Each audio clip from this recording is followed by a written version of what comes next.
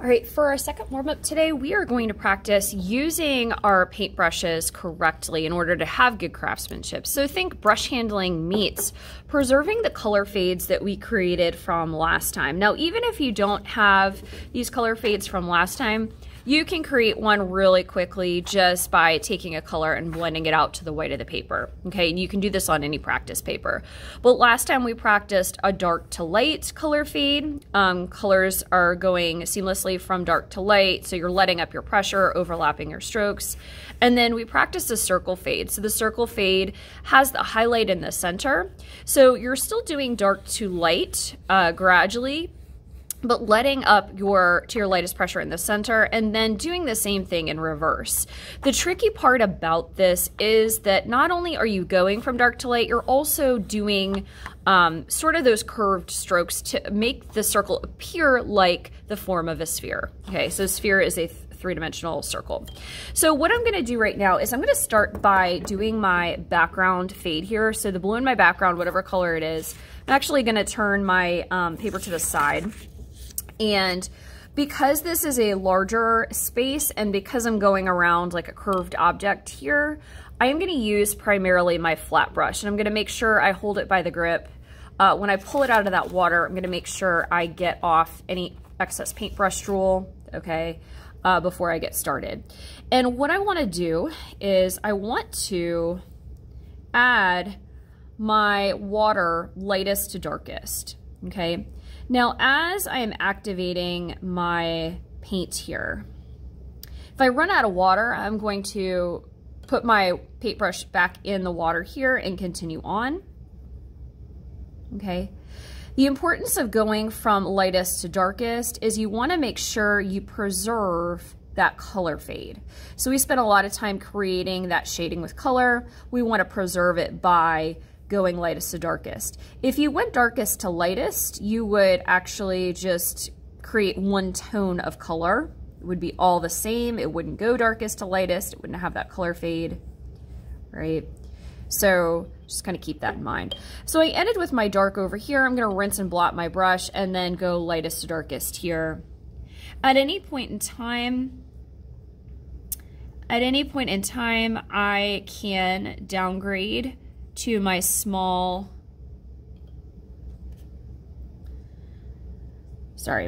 round brush. So like right in here, I'm gonna downgrade to that in just a moment because I can't really get in there without painting over the line. Okay, so my background is done and activated. Okay, I'm gonna pull out my small round brush here and I am going to kind of get in that awkward space. Okay. Now, one thing I want to mention really quickly, let's say you're activating your background here along with me and you're like, okay, well that doesn't look super great. It doesn't look how I thought it would. Even though I followed the instruction, I went lightest, darkest. This paper that we're working on here is not watercolor paper. So it doesn't have powers of absorption. You'll notice that the paper starts to turn a little bit gray. That's because it's wet. It will eventually dry to the white of the paper that we know, but it definitely looks kind of icky in the meantime. You can also only, with this type of paper, because it's not watercolor paper, only go over it about one time. You can't really go back and fix your mistakes just because it can't take the water, okay? Now, right now, in theory, if we were working on our actual poster, we would wait for this to dry mostly, okay, before continuing on these other parts, okay? So on your poster paper, you would do one part here, and let's say this is over here, this is not touching that wet part that you just did, you would do another section. As long as they're not touching, they will not blend or bleed together, okay? So with watercolor, one of the biggest struggles that students have is that oftentimes you'll paint one area like this and immediately paint the area right next to it, and then they blend and bleed together, okay? So you're always going to be hopscotching around or skipping around on your design so that you don't have that happen.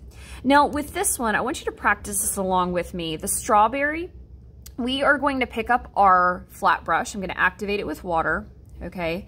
And I am going to start by adding my water lightest to darkest, okay? So I am going to start in the middle of my strawberry, and I'm going to curve my strokes outward in one direction. If I run out of water, I can re-dip and continue on. And I am going to end with my darkest area here. Okay, so this is what I have so far. You can see where I activated it. I'm going to downgrade to my smaller round brush and just do these small areas in here that I was not able to achieve with my flat. Okay. Now at this point in time, in order to preserve that fade, I'm actually going to flip my paper and I'm going to pick up my flat again. So I'm going to add some water to it. Okay. And I am going to add the water where it's lightest and gradually drag to where it's darkest, curving my strokes outward. Starting to lose my water here, so I will re-dip in my water cup and continue on. Okay. So I preserved that fade by going lightest to darkest one direction, making sure my paintbrush was clean, and lightest to darkest in the other direction. One last thing is I'm going to make sure I pick up my small round brush and hit up these small awkward places and spaces. Okay. Now in the ideal world, I would wait for this to dry. Okay, so this preserves the fade very nicely. I would do another part of my design, so something that's not touching that in the meantime, and then come back to the stem. Okay, we don't have time for that, so I'm gonna dive right in. Because this is a small awkward place in space, I am gonna use my small round brush, add the water where it's lightest, drag to where it's darkest,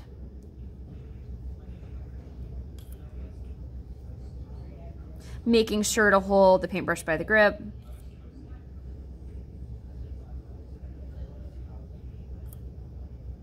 And again, if your paper is not really taking the water, no worries. Okay, so as you add these techniques to your design, one thing that's really important, always add your water lightest to darkest. It's okay to re-dip in between in your water cup. Make sure you skip around on your design. So don't do two areas that are touching one another, one right after the other. They will bleed together. And make sure that you are rinsing and blotting and holding those paintbrushes by the grip. You're also going to want to think about what paintbrush you're using for the space that you are working in.